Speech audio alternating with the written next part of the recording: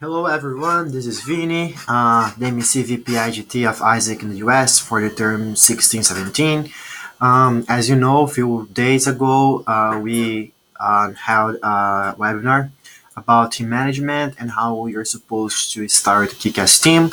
And we had some problems with the original video, so the idea behind this is do a briefing about the past call we had so people can have access to it. And well, if you're supposed to build a kick-ass iGE team, I hope this call might help you out. Okay. The first thing, guys, that it's nice to share, I believe, is first understand why do we have teams, right? Why do we have members? And if you think about it, I would say three different things. The first one is capacity. If you have more people, you're able to do usually more things. Second thing is increase your reach. So if you as a person is able to reach, for example, five other people and impact these five people, more for people working with you can multiply this impact and to reach 25. So this makes a lot of difference in terms of impact. And finally, leadership team experiences. If you ask about what Isaac does, Isaac primarily develops leadership through exchange and team experiences. So that's the idea behind why you have members. So if they're not increasing your reach, if they are not more capacity, and if they're not developing leadership, you have something wrong, right? If you keep that in mind, I would like to share with you the way that I've learned about talent capacity. What is talent capacity per definition is pretty much the direction that an organization pursued once they take in consideration its structure, take in consideration the talents and available.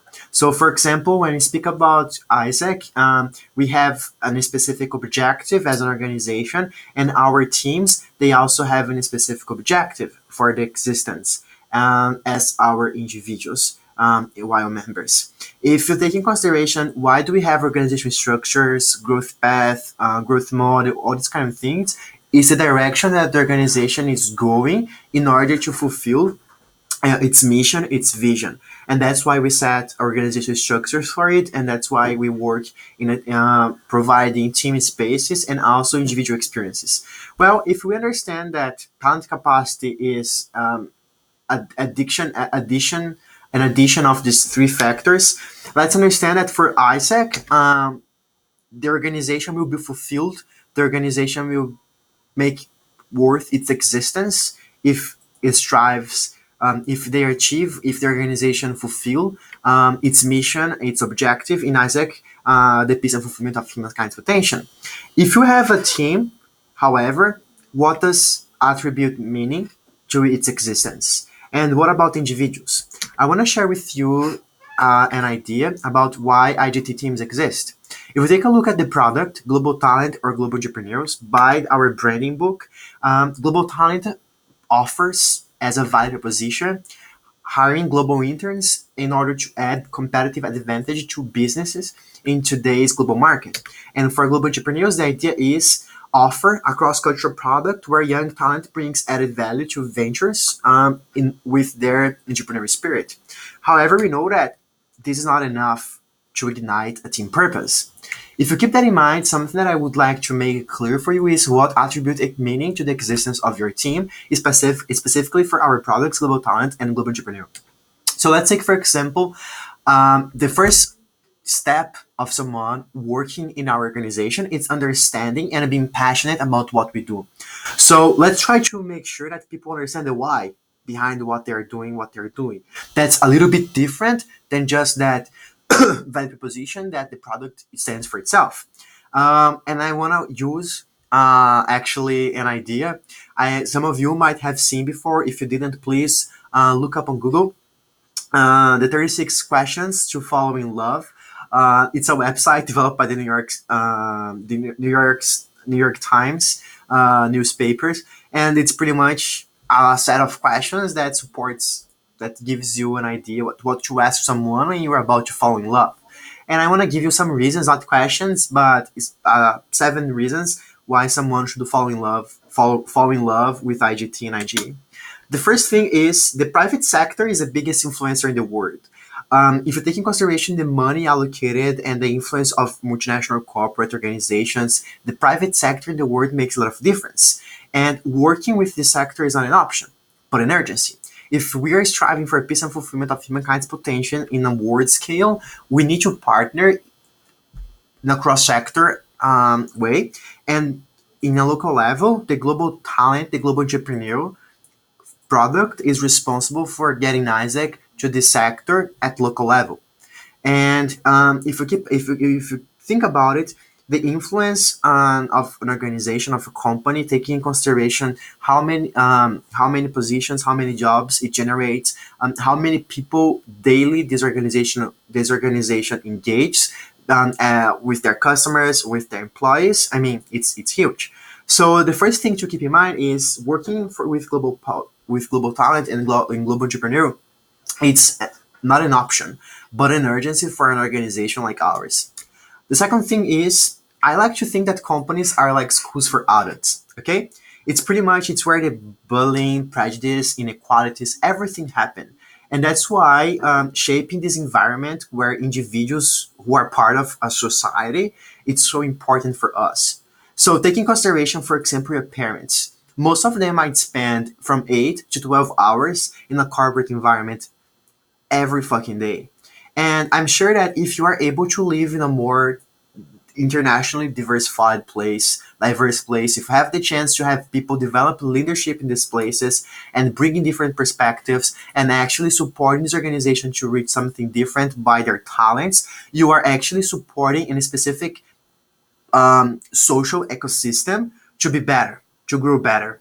So that's why I believe that companies are a school for adults because it's our chance to re-educate and actually teach and also learn different things to the leadership development Isaac provides in our exchange.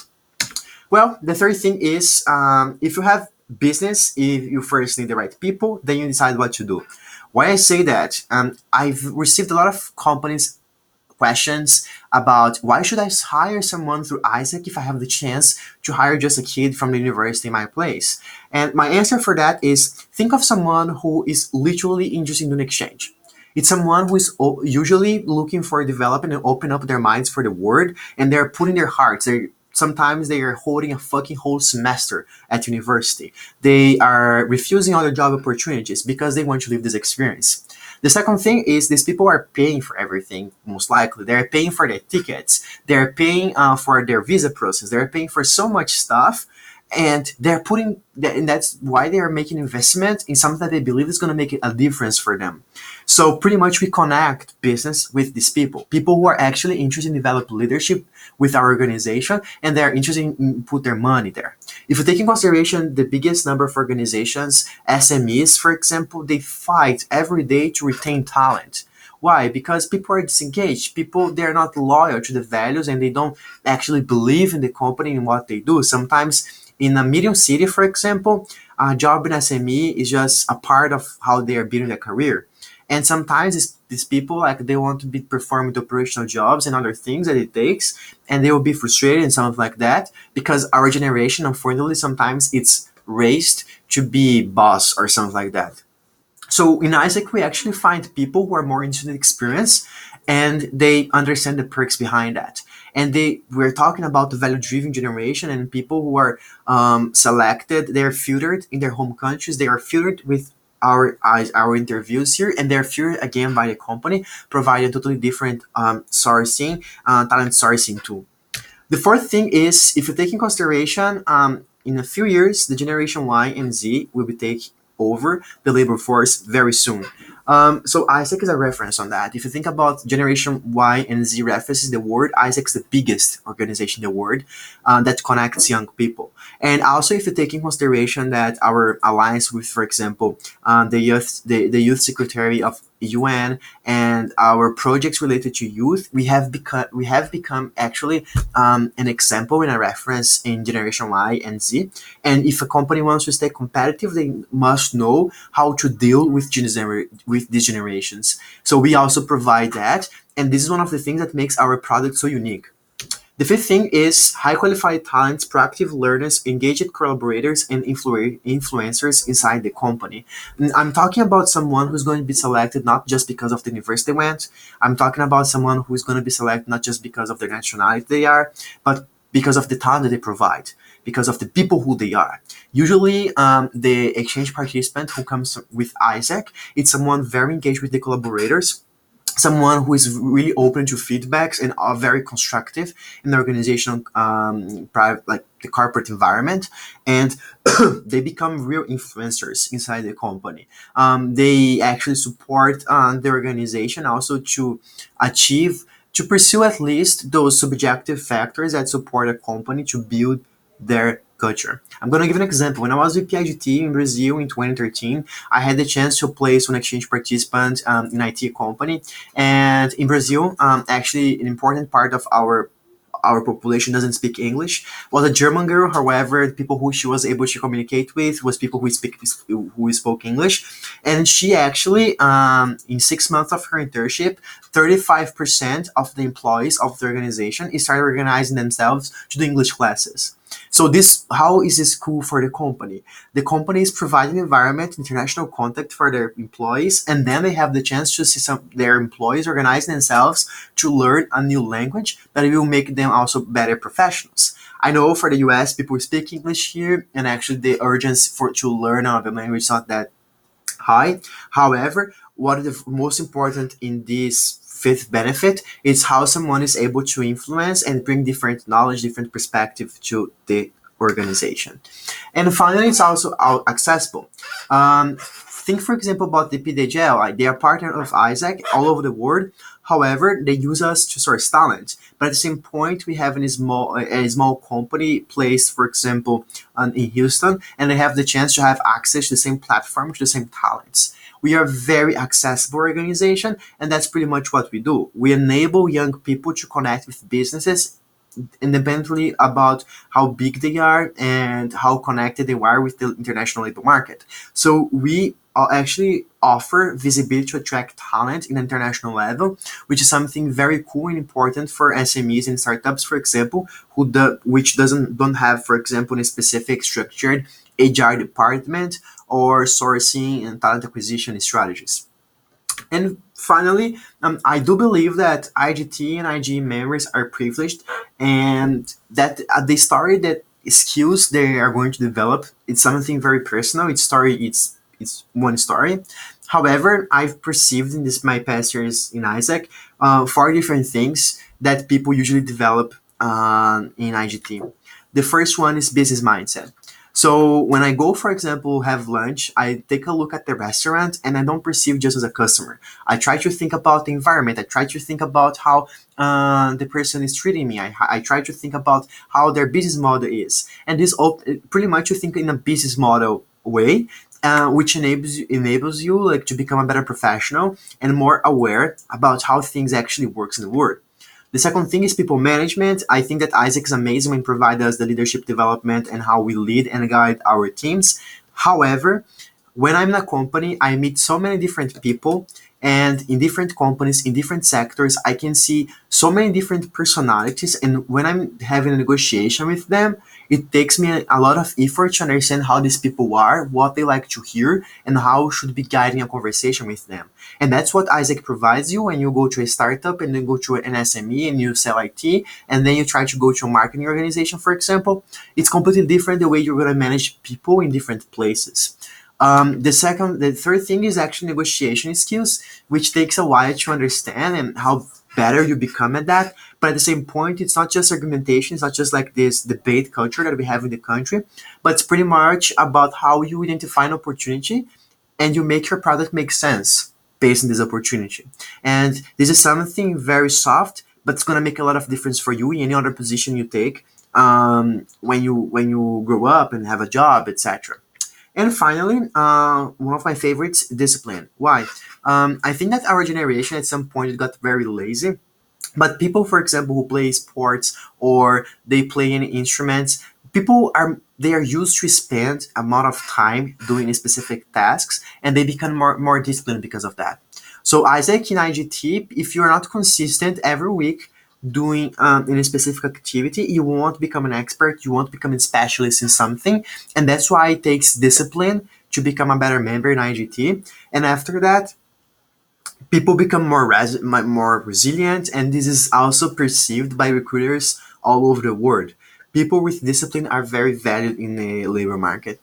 Well, those things said, what I'd like to share with you is what else you should use to motivate your team, because all those reasons made me fall in love for IGT, but maybe that's not going to be enough. So what I would like to suggest to you is you need to make sure that you are a smart ass. And what does that mean? That means that you need to understand how to ask the right questions.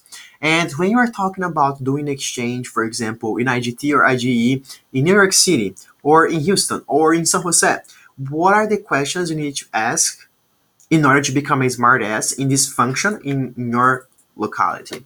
Something that made a lot of sense for me is how do I fall in love with my city, and how do I understand the business which are happening in my market, in my locality.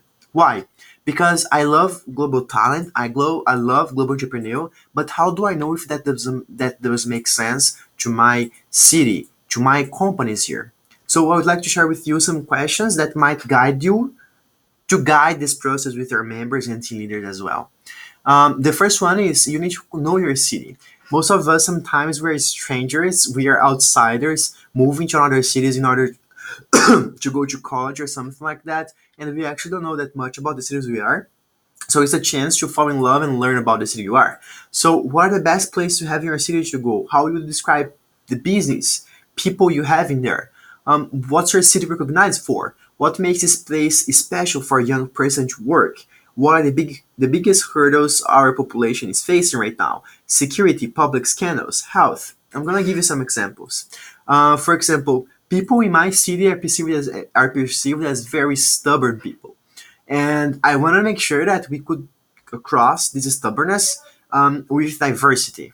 Something that my city was recognized for was as a logistical pole for South America, and we have a lot of businesses all over that. And I want like the global network of Isaac to know about it. Something that made a lot of difference, maybe for example, Chicago, our LC Northwestern, is currently is considered the murder capital of our country, of the US, right? It's one of the most dangerous cities to live. The safety levels are very low. So maybe partner with security companies that provide kind of service in order to support your city to make it better in a specific social problem makes a lot of sense. So those are one of the questions that might support you to make your city something that you actually love to run IGT. And finally, understand your market, which is not very simple always. You need to understand the trends, you need to understand what the business people are talking about in there. So those are the questions that I would like to bring that you can use, including to justify why you run the same products that you have chosen. For example, what are the main industries, business here? Are we referenced in anything? Startup? Are we in a startup hub? Are we referenced in the investment banking? Are we referenced in marketing for the country? Like, what do we have which is very special in our market here? How many cooperative events do we have annually? What are the topics addressed? What are the themes addressed in these events? So you can understand why people are running this kind of events and why people were attracted to that. How many companies closed last year? I remember that in my term as IGT, in my city, so many companies were closing doors. They were dying. We were losing jobs because there was something wrong. They were not competitive enough for the market. And I want to make sure that they could be. So, for example, for a long time, my team, we decided that we would try to sell IGT as an opportunity to add advantage competition competitive advantage to our companies in our city, so they could live more. How what are the companies growing in there? Is it a specific industry? Is it a specific market niche? And finally, if I open a job post website, what are gonna be the main positions available right now? What is the demand for talent in my market? Those questions help you to understand and build a big picture about the place you are and why does make sense running IGT, IGE in there. Cool. Well, I believe that once you demonstrate to your members why you should be fall in love with the product itself, and why you should fall in love with the function, and why you should fall in love with your city, why does it make sense to run this product in here, you understand that in terms of talent capacity, the organization is aiming to achieve peace and fulfillment and mechanics potential, but the team is looking for provide the value proposition of global talent and global entrepreneur to a specific market, to a specific city, to a specific business. And that's why, for example, let's take, for instance, the iGT Tier 2 structure, organizational structure that we recommend in the growth model. We have, for example, someone doing global talent IT and another team doing global talent business administration. The job descriptions, the market that they're targeting, it's a different market, and they're going to be specialists on that. And if this specific team doesn't rate 5 opportunities, 10 opportunities for this specific market, doesn't matter if the other team performs a lot with another market. The first team is still not fulfilling their role. Is not They're not fulfilling the reason why they exist.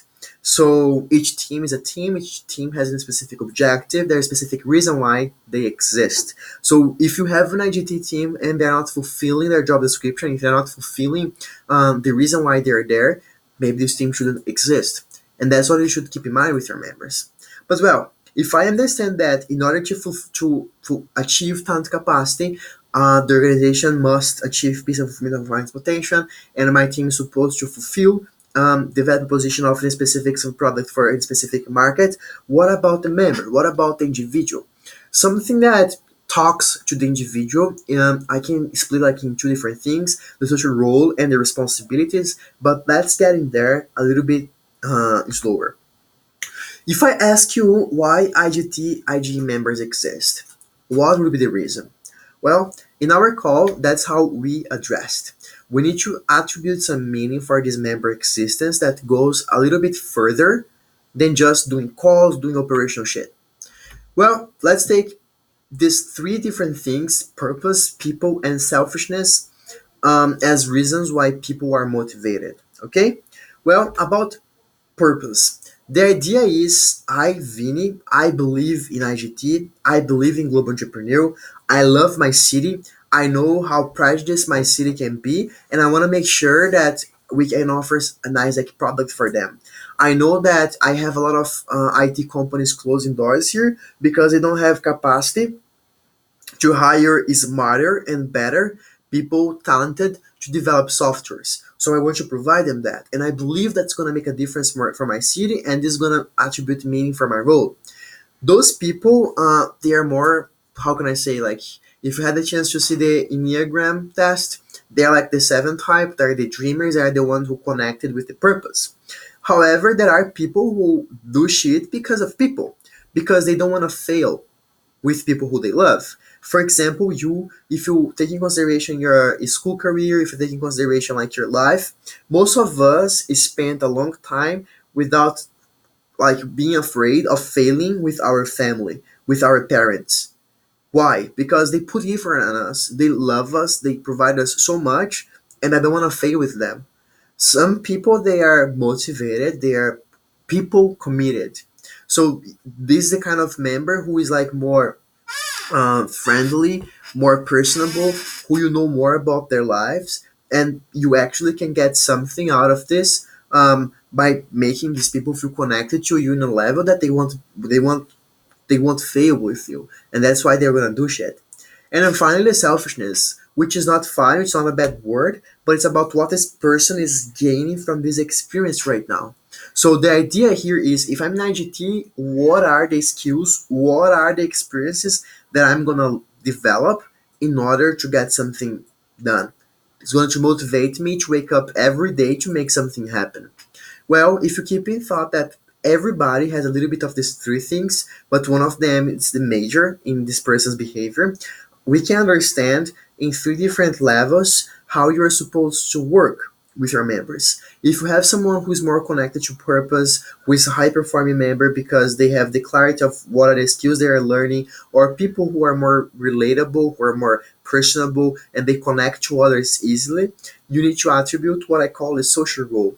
So it's the fact, for example, I get to some people in our network now and I say, hey, I need you to share more in our VP's group. If we are in a circle, I need you to call us to earth sometimes because this is more about you, like this is something you're good at, and I need you to contribute to the group bringing this behavior on. So you need to have actually a pep talk, a conversation, a real conversation with your members about what is their social role in their teams. That said, something that attributes meaning to the job, to the member, what attributes actually meaning to its existence, it's the job description. So I have a job description which if I don't fulfill, doesn't make sense I'm here. It's like a doctor who goes to a hospital but never goes to an appointment. They're not fulfilling their job, they're not fulfilling the social role which was attributed to them. If you keep that in mind, there is no reason to have someone in your team if this person is not working, if this person is not doing the minimum activities that you have, or demonstrating the behaviors you are expecting. This is very serious. So if you have the social roles clear, and you make things personable, and you can have pep conversations with your members about what can expect in terms of behaviors, you must have a conversation about what is expected in terms of job description, in terms of responsibilities, and that's how you engage a member to actually do something. And you cannot be afraid of delegating something or holding your team accountable to those behaviors. Everything starts at the beginning with alignment, with expectation setting. So you have like this team day, for example, it's our first moment together. You are the VP, you are the one who sets the mood, you are the one who sets the standards that you are expecting them to have as your team. A team is a reflection of a leader. So if you are afraid to hold them accountable, they will not be held accountable and you'll face problems later. So you need to make it clear for them what are the job descriptions, the routines, the thing that must happen. Some food for thought that might help you with that. Um, One of the spreadsheets that you might have received recently. During WNC 2016, we had this planning session, and after that, we had the chance to actually evolve the planning for the functional one, which is the last part of it that Masha has shared with all of you by early February. I believe all of you are gonna have fulfilled, which is how do I actually plan and track the KPIs, the lead measures, things that I can control. Actually, that's going to make a difference to drive results in my entity. So in iGT, for example, those things listed in this table in your left side of the screen, those are the things that your members should be doing, and you need to quantify them. You need to quantify weekly minimums, not goals. So for example, if you are expecting them to do 30 calls, if they do 20, they are not reaching the minimum that's expected from them as a team. So you need to get it done. You need to hold them accountable to that. That's the first thing. And the second thing is it's a minimum, it's not a goal. So if they don't do that, you're gonna have a problem later. If you set numbers for each one of these things here weekly and you expect them to do it and they keep doing this, you're gonna create operational pipeline. These people will be learning because they will be actually operating. Learning by doing is the better tool to do something in Isaac. And then finally, it starts bringing results and fulfilling a job description. If you have someone's job description which is not related to what we have here, we have a problem because those are the main tasks that in iGT makes a difference. Well, that said, take into consideration the routine in a two different level, the team routine and the person routine. In the team routine, what I recommend is every week you must have like a task force. So you have the functional team meeting. You have, for example, 1 hour, 1 hour and a half that your team gets together later to do a cold call or email task force. Or you get 2 or 3 people who share the same schedule and they have time available to do code walkings task force. You have the chance to put your team to work together. You create working spaces and you do not just delegate something and check later if it's done. And of course, you try also to get more involved in a personal and emotional level with dinner, lunch, party sometimes, these kind of things. Something that brings you a lot of idea about how healthy your team is the percentage of attendance. So the members who are attending to all those activities, usually they are more engaged and they are higher performing members. But then you need to also help your members to manage their time at a personal level to accomplish minimums as a member. So of course, they are supposed to be attending to those activities that I mentioned before, but something very important is if I must, and that's an agreement that we have across the country, I must be in touch with at least 30 companies every week. And I must be ranking them based on how responsive they are, based on like how my negotiation is evolving or not. And I must keep follow up of them for 48 hours. I must know exactly the current state, and the next step that each one of these companies have, so I can actually address later by when I'm gonna get a contract, by when I'm gonna have someone approved, by when I'm gonna have someone realized. Some a very healthy performance for a salesperson, for example, is 1 to 2 meetings in a week, and this person must have a personal goal. So even you as a VP, doesn't matter if your team goal is 15, you must have a personal goal with yourself that you by this date will achieve as an individual, and you contribute towards the team goal. So they might have something that I would recommend is everyone at least like starting like with 3 openings at the beginning of their experience. And finally, they must keep the minimums of performance according to the KPIs. So if you said that these people are supposed to do 100 calls every week, they're supposed to do 100 calls every week. If they're supposed to send 500 emails, they're supposed to send 500 emails. And most of us, we don't have this biggest CRM actually. So you actually can get in touch with these companies and keep following them up in a 48 hours basis so you can actually evolve your pipeline better. Well, if you have people fulfilling their job descriptions in the routine set, we have the clarity about talent capacity. The organization fulfills, like makes worth its existence when fulfills its objective, when fulfills its mission. A team makes worth its existence when it fulfills your value proposition, your contribution towards a specific market and impact in a city in IGT and iGE. And a member attributes meaning to its existence when they fulfill their job description. When they fulfill the numbers of KPIs and measures you are expecting. That said, you must know that before aligning what are the operational tasks, this person must understand IGT, must fall in love with this function.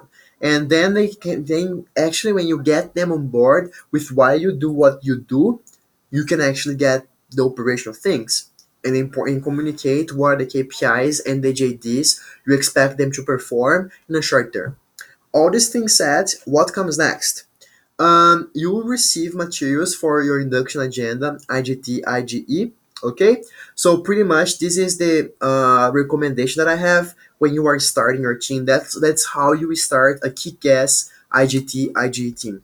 The first thing is you must have a day, like a Saturday, a Sunday that you will spend the whole day with your team doing this team days agenda. The first thing, of course, icebreakers, get to know each other so you can make them feel comfortable and align expectations for the day. For example, do not check your phone while you're talking, try to be participative, try to be positive. This is a brainstorming, we won't like be negative about things. So you can set the mood for the day. Why IGT, why IGE, which is pretty much what I was talking about, why fall in love with this function. Something that makes a lot of sense is maybe using these slides to help. The first part of this call was how to fall in love with it, and I think it makes a lot of sense. Understand also your LC history, so how many have accomplished in the past, what were the strategies, the numbers, the growth or the decrease it happened, and you must understand what is the role of the generation you are. So in 2017, what are we doing different? What are we accomplish? What are we envisioning? Um, This can be very data oriented session actually, and then you come actually to something more, bring knowledge from the external, so you can you from the external side, so you can actually build a big picture about your LC market, about your city. So news about what's going on in your city, what are the trends, what are the data, what are the events happening. You need to pull that data and show them and give them a direction about what's the current state of the market in your city. And then you can start also having the conversations about the sub product you are supposed to focus, etc., etc., etc. Well, if you had the chance to understand a little bit more about growth hacking and disruptive organizations, most of them are led by the massive transformative purpose, the MTP. And what is this? It's pretty much this big reason, this big motivation that organizations develop and their employees, their collaborators pursue together. So let's take, for example, a look at iGT. If you dream, this is a dream session, okay? If you dream about how your year is gonna end, about how things are gonna be, what would you do? What would you decide? How would you describe the last day of your term? How is your function? How is your members? How many exchanges have you done? You need to dream.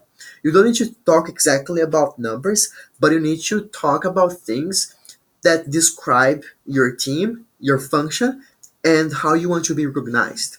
And that sets the mood to define what your planning looks like, how your plans look like. So for the planning session, it's pretty much it's your obligation as a VP decide how many exchanges you want to do. But this is the option you have to plan with them the KPIs, those lead measures that I meant before, which are part of their job description. They can plan with you. They can see how many of those are needed to achieve the goal you are expecting. You can define the week, the widely important goal. If you don't know what this is, please Google about it. You're supposed to by now, which is what I'm achieving by when.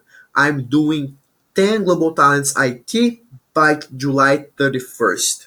So those kind of things help you also to have a big direction for your team. And finally, the closing.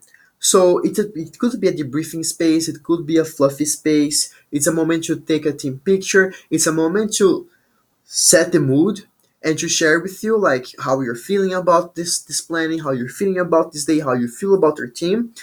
There is this dynamic that I did when I was in IGT network, which is we have like a contract, and we it's a big flip chart, and you write what are the behaviors that we want to demonstrate, how you want to be recognized, and how many exchanges we achieve, and each one of the people they sign below as a contract, which is very representative for IGT, very symbolic. So this is a nice dynamic to do a team exercise to do as well. Well, this is the agenda. What comes after that? The actual hard skill slash soft skill that they need to do shit. So what are the tools that they use? Portal, the spreadsheets you have, expa, sales techniques, understanding the business model of the product. Then it comes the hard part. Usually we use these things before everything. Like we start with this, and it's not right. You need to start with the purpose, or you need to start with what is your ambition, and then you get to the functional training itself. And I would recommend you to keep doing one-on-ones with your members, addressing these behaviors, these social roles, and their job descriptions in a monthly basis, but also checking done, not done in a daily basis, so you can build a really strong oriented culture team towards accountability and achievement. All these things said, something you need to keep in mind is always lead by example. Please remind yourself that if you don't do the things you said, if you don't achieve these minimums, if you don't own your role as a leader, as an example, they won't as well. There is something that I shared in our last newsletter, which is Pressure Shapes Legends. It's a video by Nike about Cristiano Ronaldo, Neymar Jr., and other soccer players, about the pressure that they feel from the press, from their families, from their friends, and still they must be awesome when they are in the soccer field. So keep that in mind that I know that you as a leader, you have a lot to do. All that I showed to you in this video, it's a lot to perform. However, I do believe that this pressure, it's actually what's going to polish your team, is going to refine the diamonds we have in our network, and actually build a very results oriented network.